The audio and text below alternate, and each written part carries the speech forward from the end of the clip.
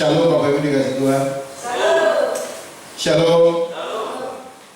Tema kita mulai saat ini yaitu hidup taat di dalam Tuhan.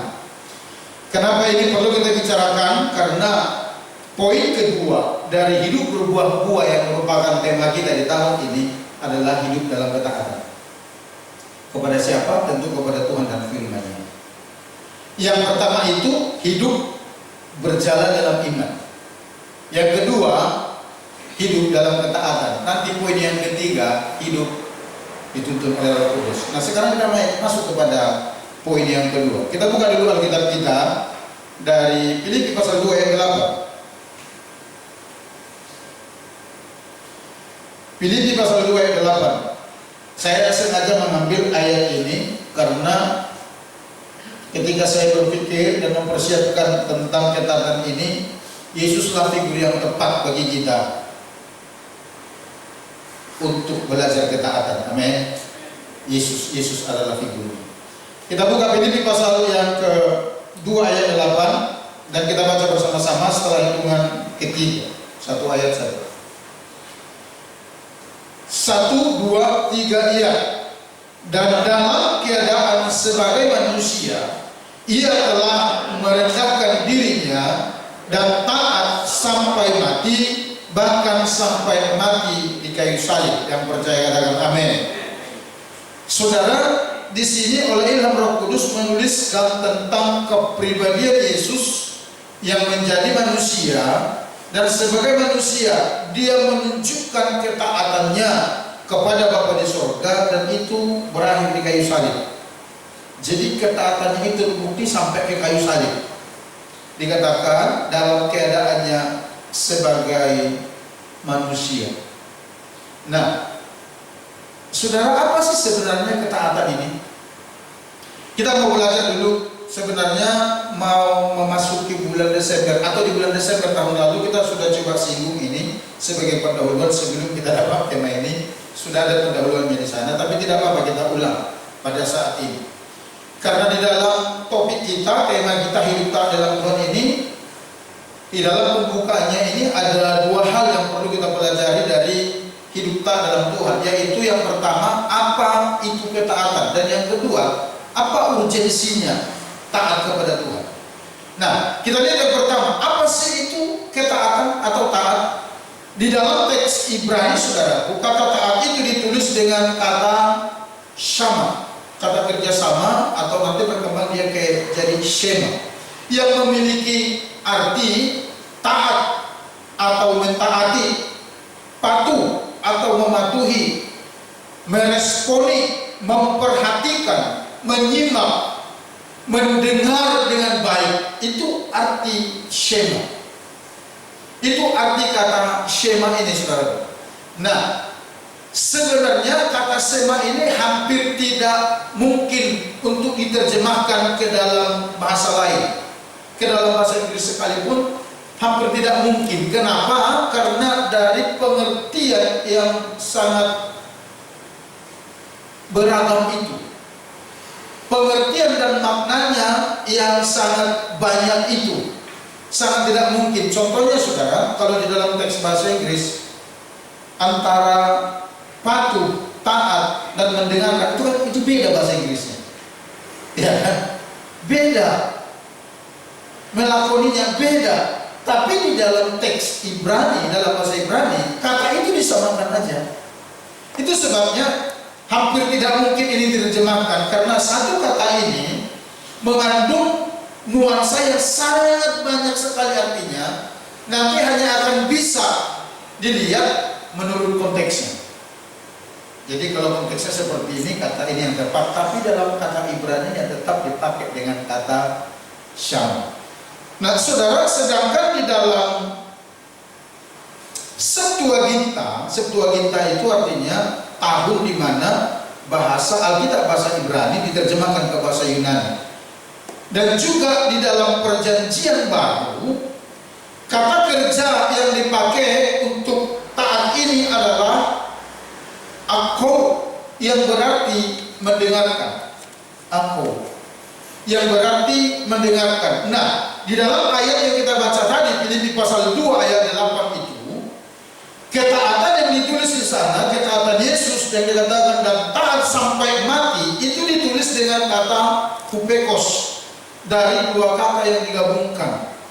Yang pertama dari kata hupo, artinya saudaraku di bawah, dan aku tadi itu mendengar. Jadi pengertian hupekos itu saudara, ketaatan di bawah mendengar, artinya ketaatan ini terjadi oleh karena dia mendengar sesuatu dari seseorang yang di atasnya, kira-kira begitu, dan dia mematuhinya. Nah saudaraku, itu arti kata taat di dalam Alkitab, dan itu yang diperagakan Yesus. Dan kalau kita lihat sebenarnya kurang-kurang lebih saja kata sama itu dan aku itu semua merujuk kepada ketaatan melakukan sesuatu yang diperintahkan oleh atasan. Itu sebenarnya. Dan di dalam terjemahan Ibrani itu, teks Ibrani itu, selain daripada beberapa kata yang disebut tadi, kata sama ini diartikan juga sebagai bentuk penghormatan atau rasa segan terhadap seseorang. Itu adalah taat. Jadi kalau kita berbicara ketaatan terhadap Tuhan, itu artinya bisa kita mendengar sesuatu atau kita menerima sesuatu dari Tuhan. Kemudian kita yang ada di bawah otoritas ini mentaatinya, melakukannya bukan dengan terpaksa, tapi karena kita menaruh rasa hormat kepada pribadi yang memberikan perintah itu kepada kita. Itu sebenarnya. Jadi saudaraku, kalau kita di bawah Tuhan tahun ini, di dalam tema kita untuk berbuah-buah, kita harus hidup taat. Taat kepada siapa? Taat kepada Tuhan, tidak salah. Tidak salah, saudara. Karena untuk menghasilkan buah di dalam Tuhan itu, dia harus taat. Harus taat kepada siapa? Kepada Tuhan. Nah, sekarang bagian kedua kita lihat urgensinya apa, atau pentingnya ketaatan itu apa sih untuk kita.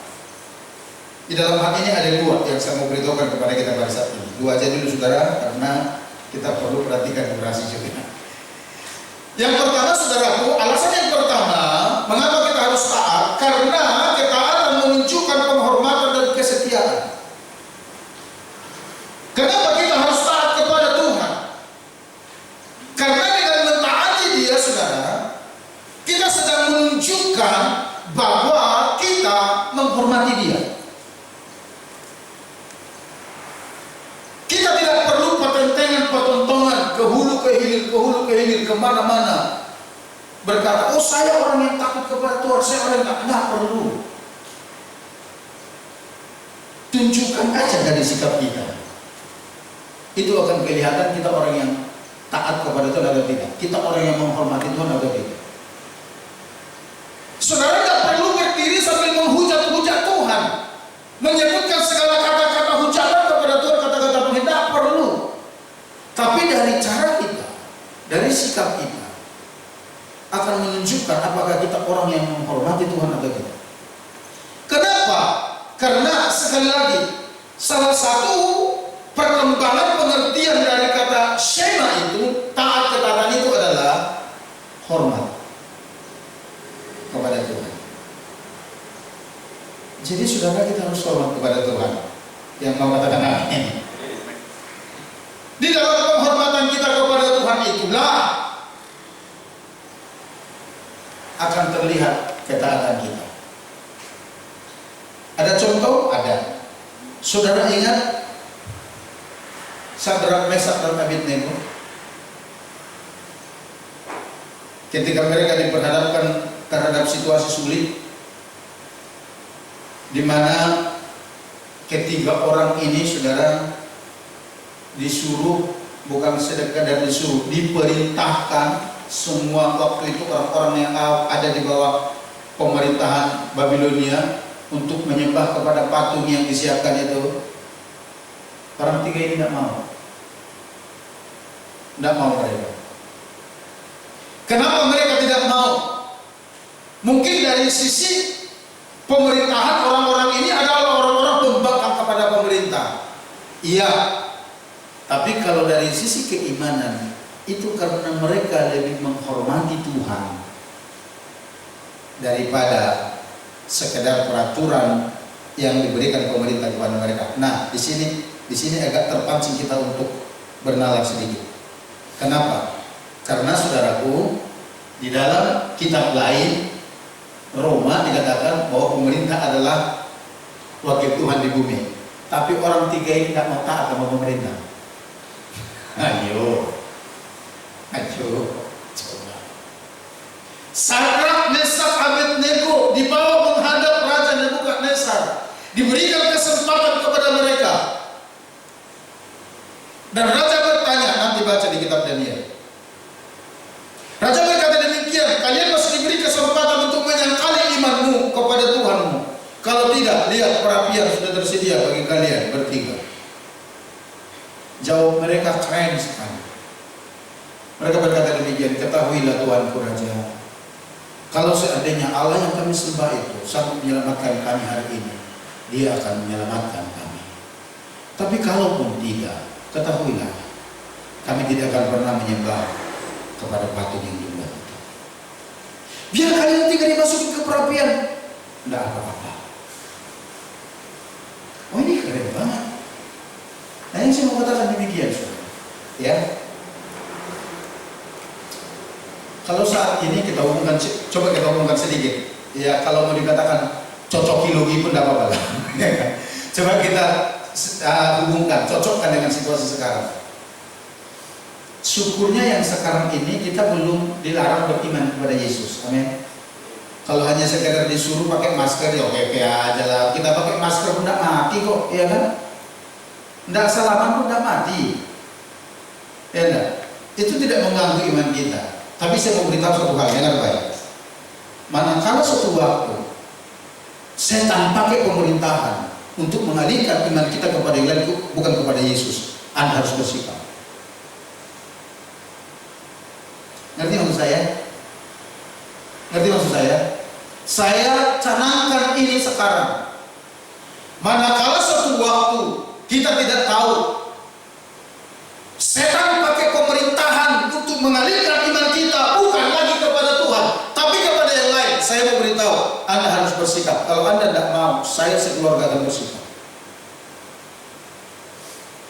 Tapi Pak, ada resikonya. Itu resiko percaya kepada Tuhan. Amin. Itu sebabnya bijak aja. Berdasarkan video itu tadi malam, teman saya dari Jakarta langsung WA saya kirimkan video itu. Sebelumnya sudah tahu. Saya ini bilang begitu, betul. Sekarang yang perlu kita lakukan bijaksana aja. Bijaksana artinya begini. Kalau kita diarahkan kepada iman yang bukan kepada Yesus, saudara harus bersikap. Saudara harus menentukan pilihan saudara. Kepada Tuhan, mungkin kita akan binasa secara badani pada saat itu, tapi kita mati masuk surga. Atau tetap mengikuti cara-cara itu, tapi iman kita jadi lemah.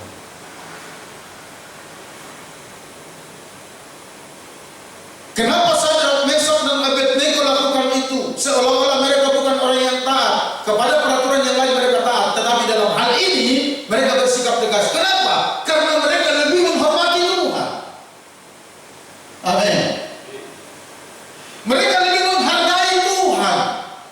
Ini bukan sekedar perintah, tetapi ini sesuatu yang coba mencopot iman mereka kepada Tuhan. Dan saat itu mereka bertindak tegas. Mereka berkata tidak. Mampukah kita nanti berkata seperti itu seandainya ini diarahkan ke satu sistem ini? Ayo dong pikir-pikir dari sekarang. Saya persiapkan kita dari sekarang. Ayo. Sampai kapan ayat itu nanti berlaku? Pemerintah wakil Tuhan di bumi. Sampai kapan nanti kita lihat. Tapi paling tidak kasus di Babilonia menunjukkan kepada kita tidak selalu. Dan hanya orang-orang yang memiliki kepekaan terhadap Tuhan yang tahu. Tapi kita Kita nggak salah dong belajar, amin. Saudaraku, saya salut kepada 3 pemuda ini yang dengan tegas berdiri dan berkata, kalau Allah yang kami sembah itu sanggup menyelamatkan kami, Dia akan menyelamatkan kami dari perapian itu. Tapi kalaupun tidak, ketahuilah kami tidak akan pernah menyembah itu. Sekali lagi, karena apa? Karena rasa hormat mereka kepada Tuhan. Mereka menghormati Tuhan yang menciptakan hidup mereka. Itu keren. Dan saudaraku, hampir semua terjemahan ayat-ayat di dalam Alkitab yang berbicara ketaatan kepada Tuhan itu selalu ada hubungannya dengan sikap hormat kepada Tuhan. Artinya begini, ketika ada orang benar-benar mati-matian mentaati Tuhan, kalau kita selidiki, kita cari latar belakangnya, kita cari semuanya, itu pasti selalu merujuk kepada sikap hormat dan penundukan mereka kepada Tuhan. Selalu hubungannya ke situ. Jadi kenapa kita perlu taat kepada Tuhan? Karena dengan mentaati Tuhan, itu artinya kita menghormati Dia. Amin, saudara. Tahun ini Tuhan suruh kita berbuah-buah. Kalau saudara nggak mau, itu artinya saudara nggak menghormati Tuhan. Kok jadi ke sana? Oh iya, ini kan hubungannya ke situ, saudara. Iya. Tuhan berkata tahun ini tahun berbuah-buah. Saya ulang, berbuah-buah yang dimaksud di sini bukan seperti yang pada umumnya orang mengerti, pertambahan barang-barang materi. Bukan itu, tapi berbuah yang dimaksud di sini, benih ilahi yang Tuhan taruh di dalam diri kita itu menghasilkan buah keluar. Yang tadinya kita hanya menutup perhatian, sekarang kita harus berbuah mulai memperhatikan orang.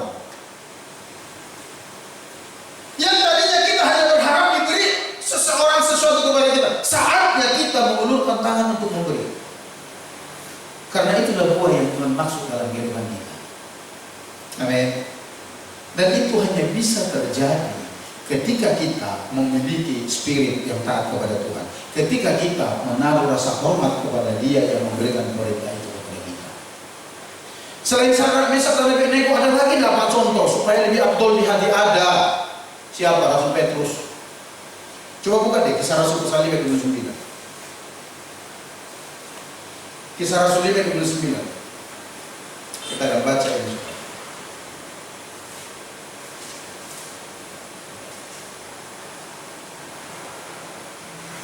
Kisah Rasul 5 ayat 29 berkata demikian. Tetapi Petrus dan rasul-rasul itu menjawab, katanya, kita harus lebih taat kepada Allah daripada kepada manusia.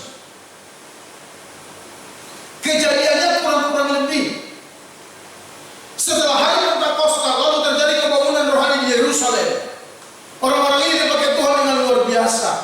Para imam besar di sana, tokoh-tokoh agama besar di sana, mereka mulai terusik karena mereka ketakutan bahwa pengikut mereka akan semakin berkurang dan akan semakin banyak pengikut Rasul Petrus dan Rasul-Rasul lain. Ditangkap manusia-manusia ini.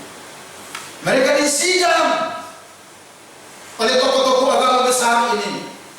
Dan waktu itu mereka dilarang, dikatakan demikian, ayat sebelumnya berkata demikian, bukankah kami sudah melarang kamu supaya tidak mengajar di dalam nama itu? Karena yang melarang mereka itu juga sebenarnya orang-orang Yahudi. Petrus berkata demikian, kita harus lebih taat kepada Allah daripada kepada manusia.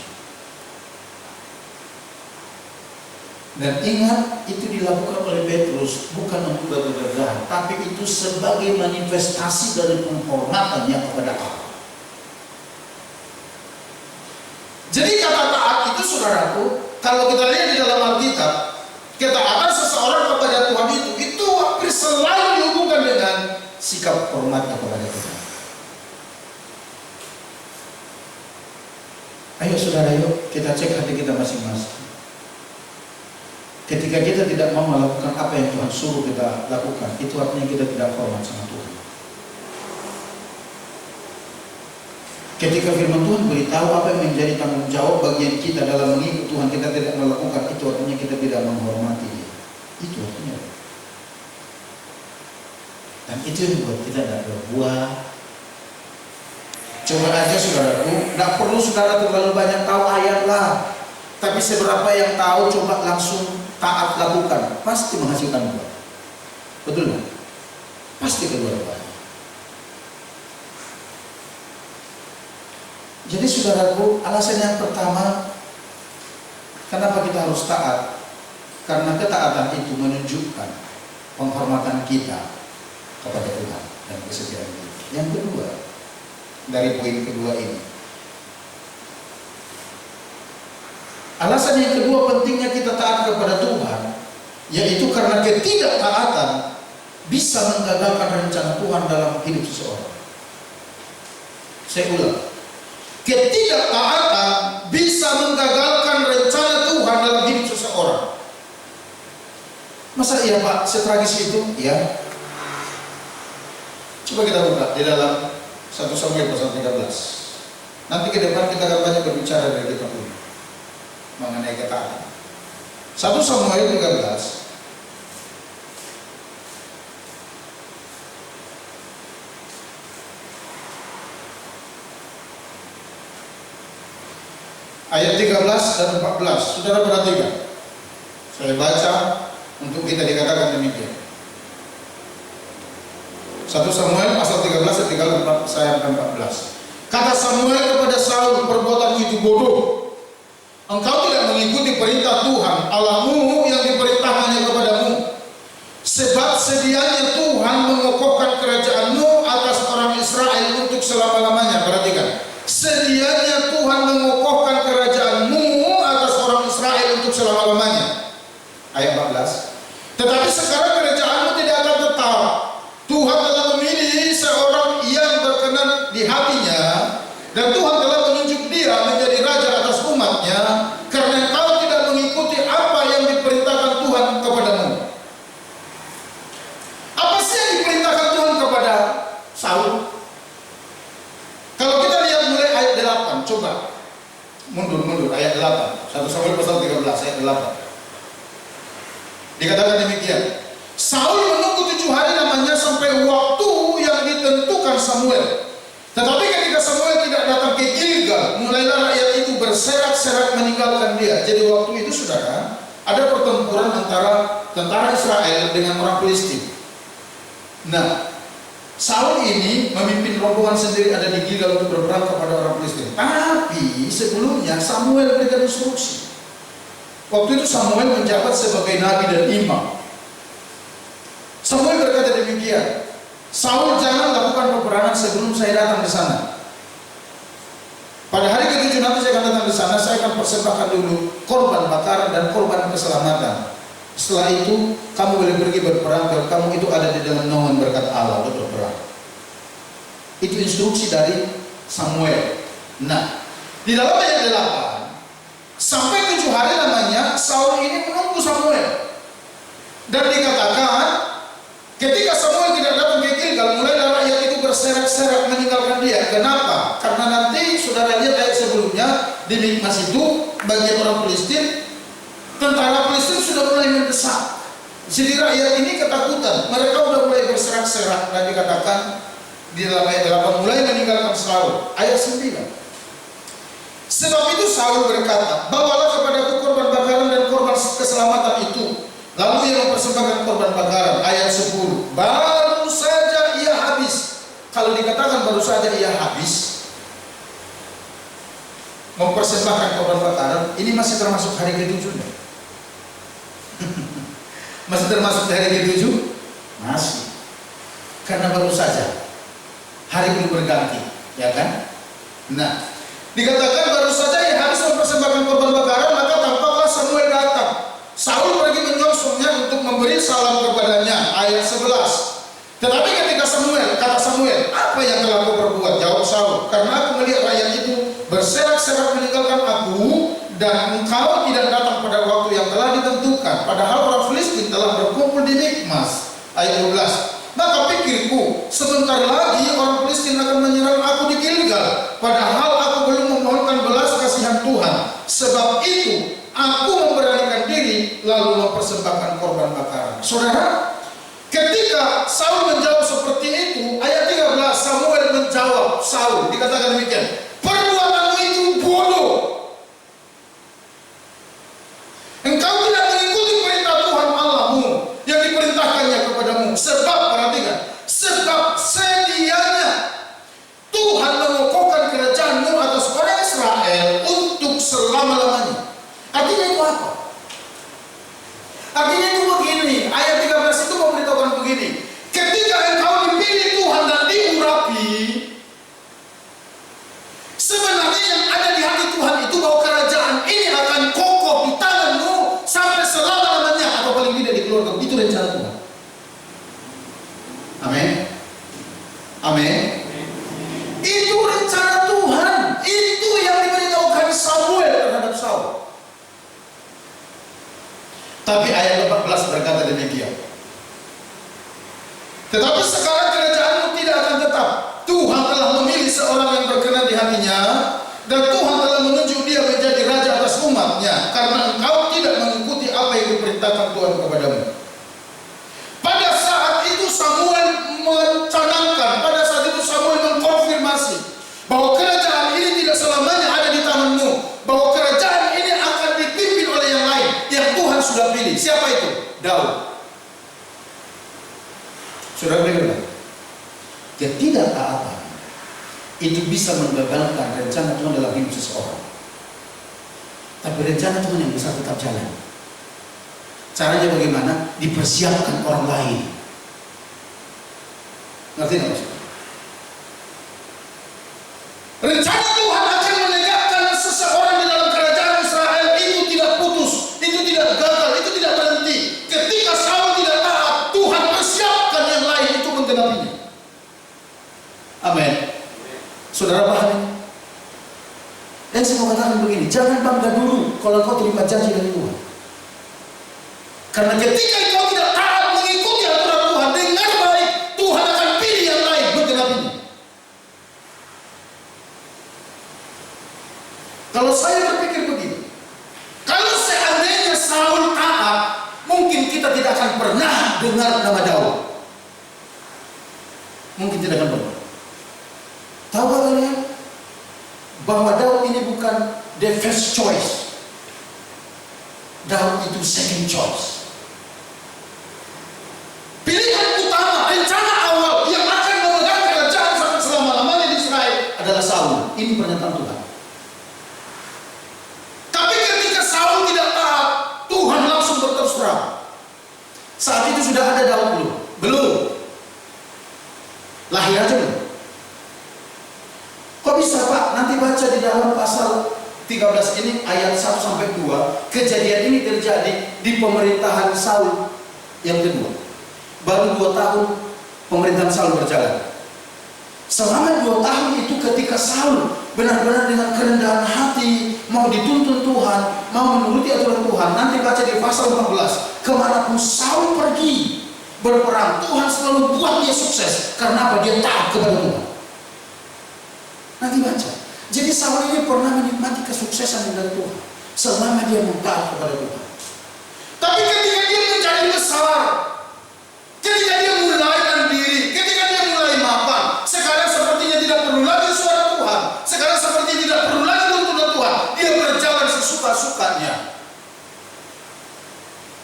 Dan Tuhan melihat itu sebagai sebuah pemberontakan. Dan tahu saudara, Alkitab berkata bahwa Tuhan itu suka menentang orang congkak.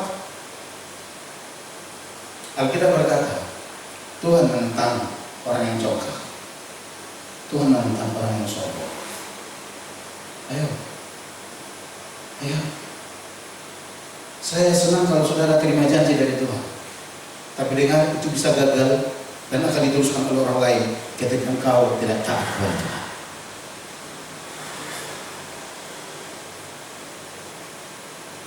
Sampai segitunya sih, iya.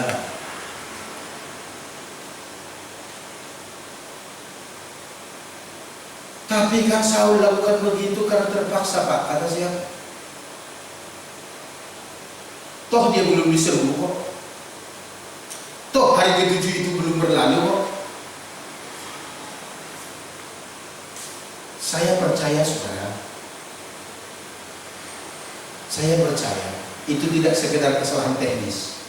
Tidak. Kalau itu hanya sekedar kesalahan teknis, saya percaya Tuhan tidak semurka itu. Tuhan tidak semarah itu. Sampai menggagalkan rencana itu terhadap diri Saul. Dari mana kita tahu? Bukankah Samuel pasal 16 berkata, Tuhan berbicara kepada Samuel, engkau melihat rupa, tapi aku melihat hati, kata Tuhan. Ayo, 1 Samuel pasal 16 ya, ayat 17 kalau salah, coba bukan. Kita lihat.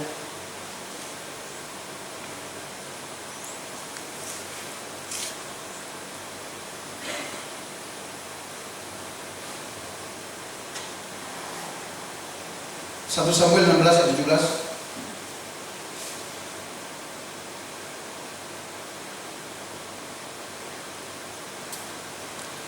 Ini ketika Samuel disuruh pergi mengurapi Daud di rumah ayahnya, dan waktu itu Daud nggak muncul-muncul. Nah, Tuhan berkata begini kepada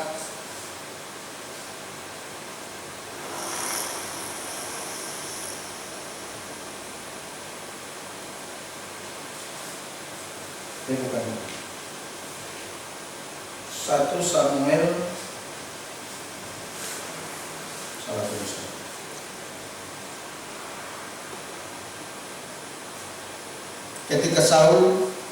Ketika Daud mau diurapi di dalam 1 Samuel berapa ya? Ayatnya mungkin saya salah tulis. Ayat 7, satunya dikurangi. 1 Samuel 16 ayat 7. Tetapi berfirmanlah Tuhan kepada Samuel, janganlah pandang parasnya atau perawakan yang tinggi, sebab aku telah menolaknya. Bukan yang dilihat manusia, yang dilihat Allah. Manusia melihat apa yang di depan mata, tetapi Tuhan melihat hati. Amin. Amin. Saul mulai berkata kepada Samuel, saya melakukan ini karena pasukan itu sudah mulai berserak-serak. Mereka sudah mulai meninggalkan saya, karena orang Filistin mulai menyerang saya, sehingga pikirku tidak baik kalau aku berperang tanpa persembahkan korban. Dengan baik, Tuhan lebih tahu hati orang.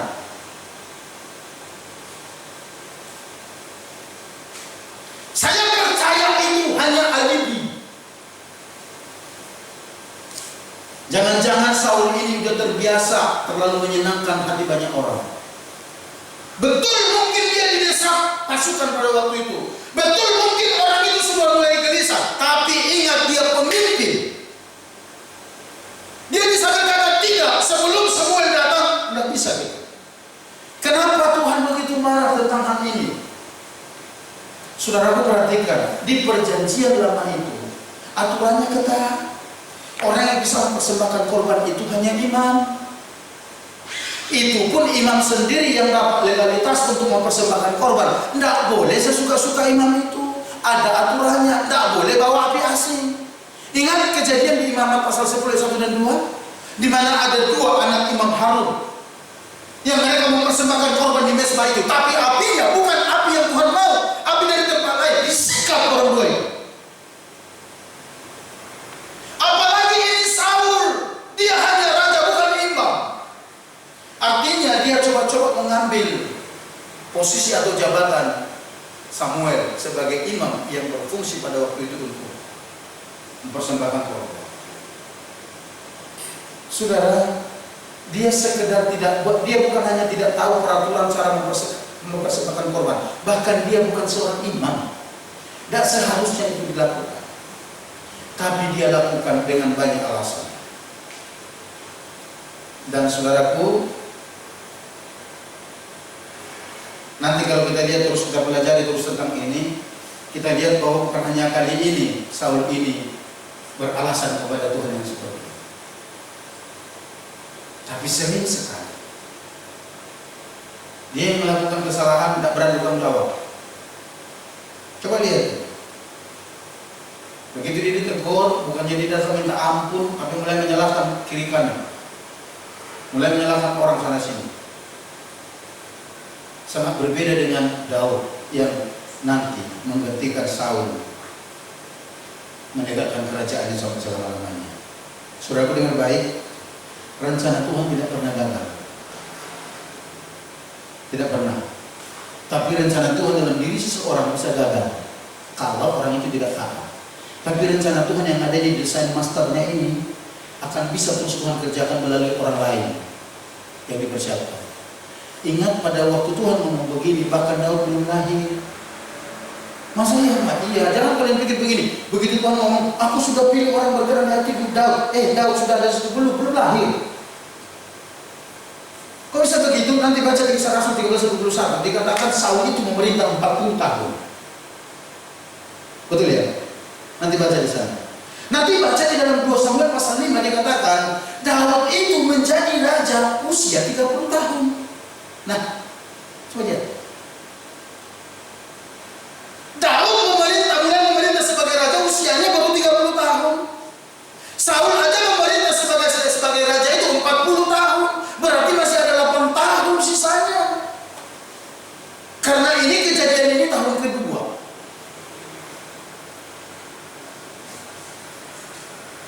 Bahkan Daud belum lahir. Bisa mengatakan? Bisa mengerti? Saya lihat saudara nggak bingung gimana maksudnya. Saul itu memerintah, belum usianya yang lain. Saul itu memerintah selama 40 tahun. Kejadian ini kejadian di masa pemerintahan Saul di tahun kedua. Coba kita lihat deh dari pasal 13 ayat 1 dan 2. Biar saudara tidak bingung-bingung ya. Ini penting sekali ketaatan. Ini berbicara ketidaktaatan ini. Pasal 1 dikatakan demikian, Saul berumur sekian tahun dan disebut ketika ia menjadi raja, 2 tahun ia memerintah atas Israel. Jadi kejadian ini setelah 2 tahun dia memerintah atas Israel.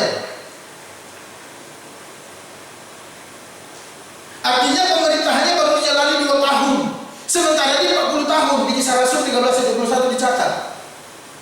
40 tahun dia memimpin di bangsa Israel sebagai raja. Sementara Daud itu naik menjadi raja baru 30 tahun. Ngerti ya? Daud itu belum lahir. Ketika Tuhan berkata kepada Saul, aku telah melakukan yang lain, Daud belum lahir. Belum. Saudara, tapi saya mau katakan demikian. Di zaman perjanjian baru ini mungkin, zaman kasih karunia ini, kita tidak menemukan lagi Tuhan seganas itu. Kenapa? Karena dalam Yesus ada pengampunan, amin. Tapi saya mau beritahu demikian. Mungkin saudara tidak langsung dicopot dari jabatan itu, tidak. Tapi dengar baik, mungkin saudara akan gitu aja. Kenapa? Karena Tuhan tidak akan mempromosikan orang yang buruk mentalnya. Ngerti gak sih? Tuhan tidak akan promosikan orang-orang yang berburuk mental. Enggak. Sama kayak Saul, dikatakan kerajaannya dicopot. 38 tahun lagi dia bisa memimpin. Tapi begitu aja jadi masalah bagi bangsa Israel. Pergi berdukung bilang kemana lah.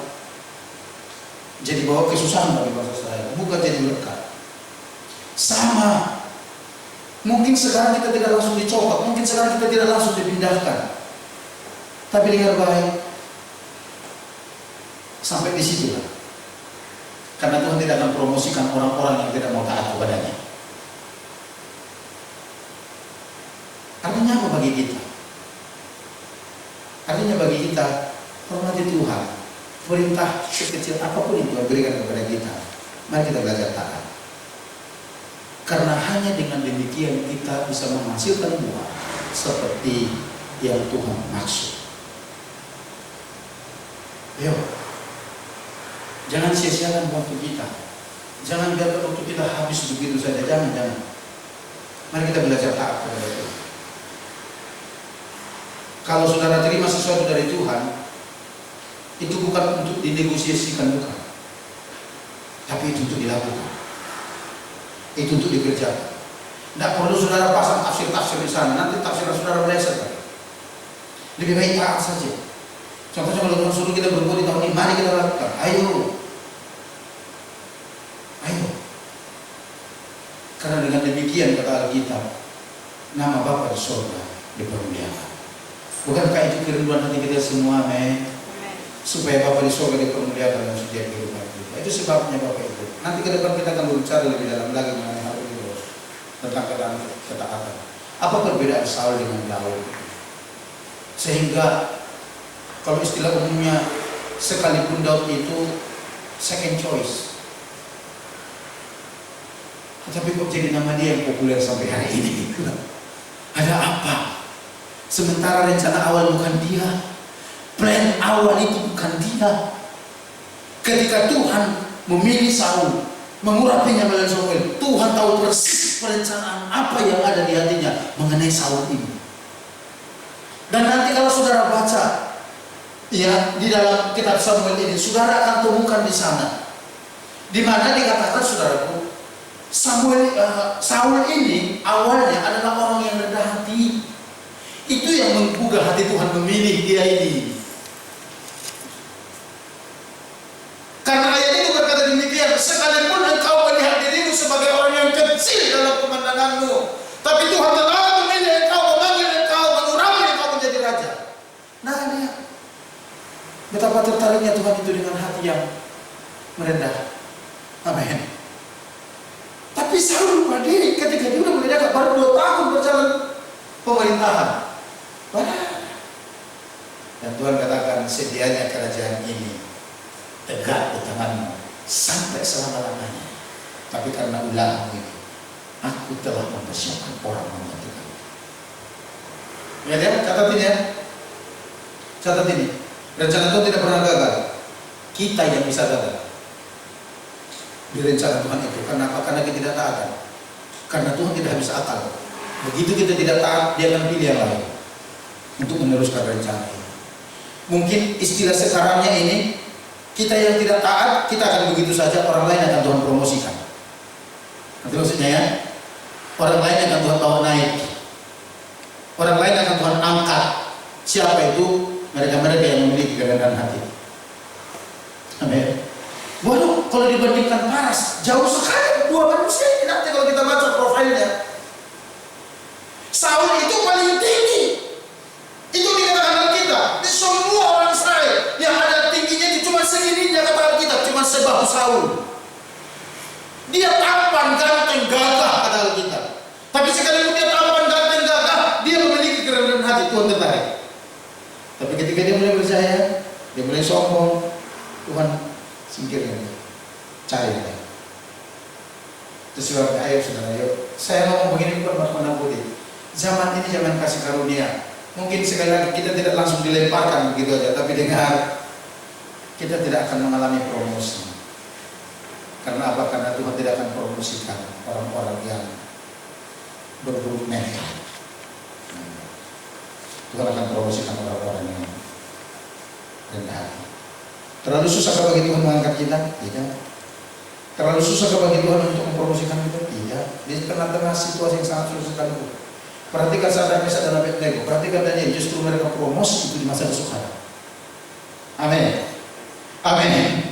Membaca kitab Daniel, justru mereka promosi di masa kesukaran, bukan waktu masa sesuai segala sesuatu tenang-tenang. Tidak. Kita harus berbeda. Ayo dong, miliki mental anak-anak Tuhan yang mau taat kepada Dia. Jangan bilang begini, susah Pak, tidak ada yang susah. Persoalannya mau atau tidak aja.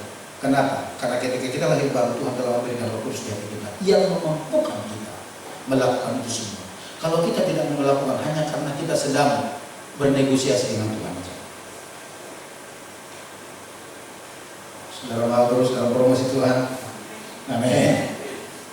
Mari miliki ketaatan kepada Tuhan. Mari taklukkan segala hidup kita, keinginan kita, pikiran kita, kehendak-kehendak kita kepada Tuhan. Karena itulah yang menyenangkan hati Bapa di surga. Mari kita lihat kepada Tuhan. Bapa, kami bersyukur buat firman-Mu pada saat ini. Memasuki bulan ini yang Kau mengajar kami supaya kami hidup taat kepada-Mu. Karena ketaatan merupakan bentuk penghormatan kami kepada Bapa. Terima kasih Tuhan Yesus.